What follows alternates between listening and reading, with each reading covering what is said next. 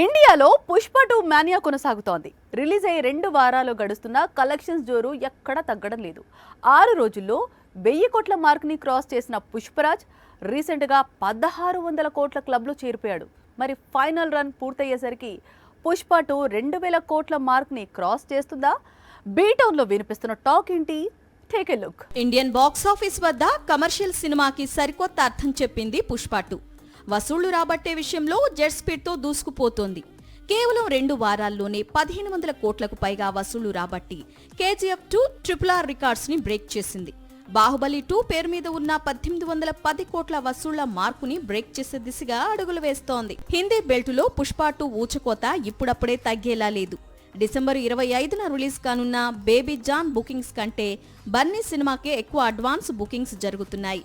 Recent గా షారుఖ్ జవాన్ movie record ని break చేసిన అల్లు అర్జున్ ఫైనల్ రన్ ఎక్కడ ఆపుతాడో అన్నది కూడా అంతు చిక్కడం లేదు. పుష్ప 2 2000 కోట్ల మార్కుని రీచ్ అవుతుందా లేదా అన్న చర్చ బీ టౌన్ లో గట్టిగా జరుగుతోంది. ఈ క్లబ్ లో చేరడం పెద్ద కష్టమేమీ కాదంటున్నాయి ట్రేడ్ వర్గాలు. ఈ వారం సౌత్ లో రిలీజ్ అయిన సినిమాలు సోసో టాక్ తెచ్చుకున్నాయి. డిసెంబర్ 25 వరకు బాలీవుడ్ లో పెద్ద సినిమాలేవీ రావడం లేదు.